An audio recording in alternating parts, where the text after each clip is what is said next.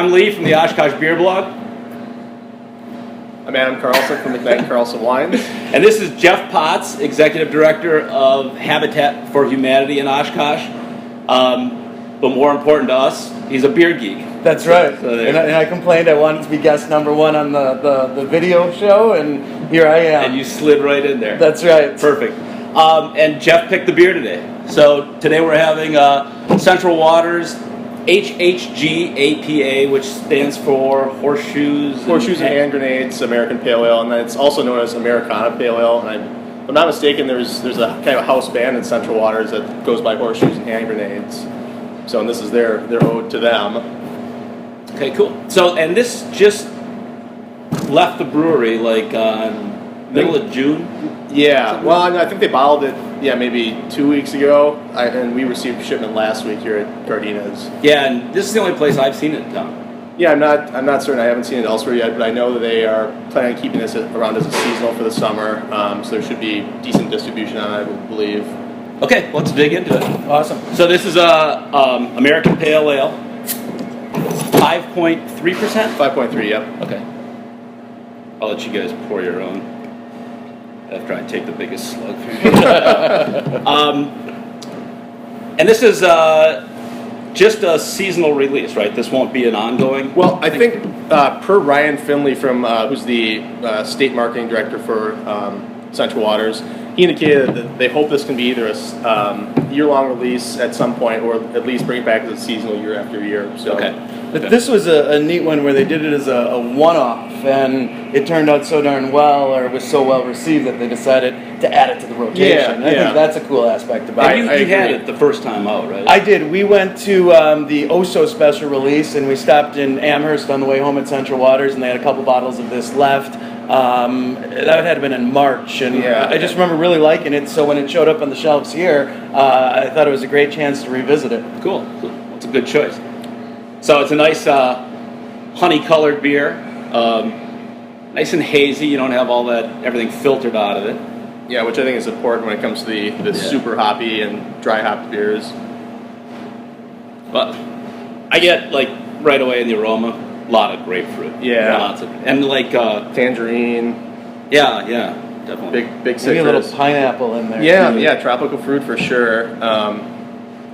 I get sweet fruit. Yeah, and I get some like onion, maybe dill. Yep. Yeah, like that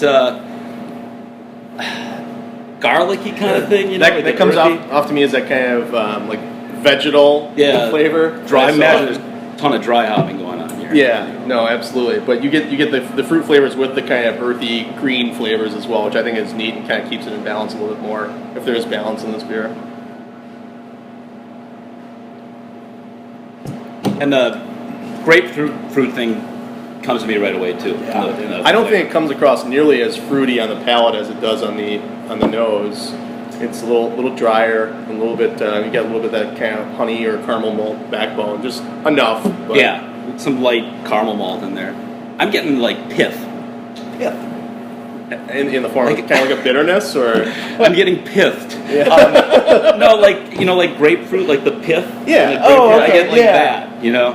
You kind of do, and it hangs out a little bit in the back of your throat after a good sip of it. And I like the way the malt, it's not just all hops. There is like a nice bedrock of malt there. It's not to the forefront by any means, you know, but it's there. It supports the hops. It's not just hop. Like I said, it does have a slight amount of balance at least. I mean, it's definitely a hop bomb, but it's got, enough malt backbone, some dryness to it that it's, Would you guess this is 5.2 or 3%? You mean as far as like the mouthfeel and body go?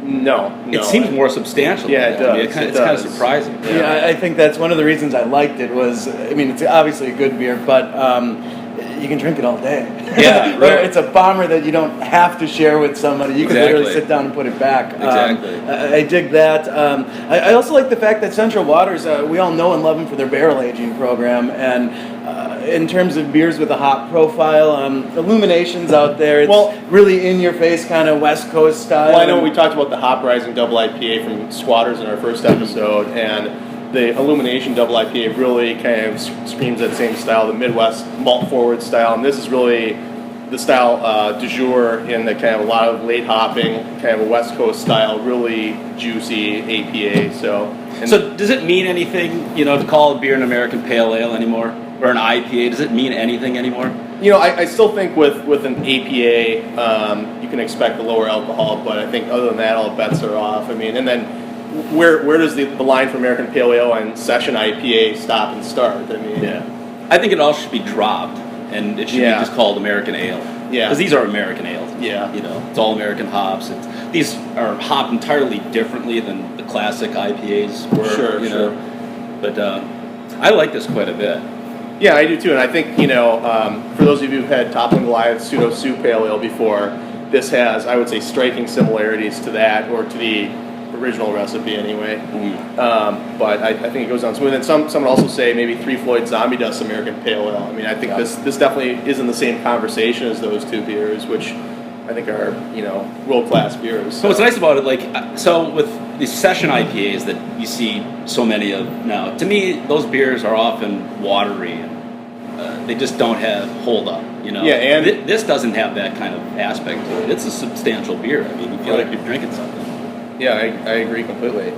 I know there's another beer released by, Central Waters right now that coincides with this, and that's their Summerillo India Pale Lager, which is kind of like, I would say, liken it to kind of more Pilsner style lager that they just dry hopped Amarillo hops the shit out of. I mean, can we say that? This isn't a family show. It's on the internet. Say whatever we want to say.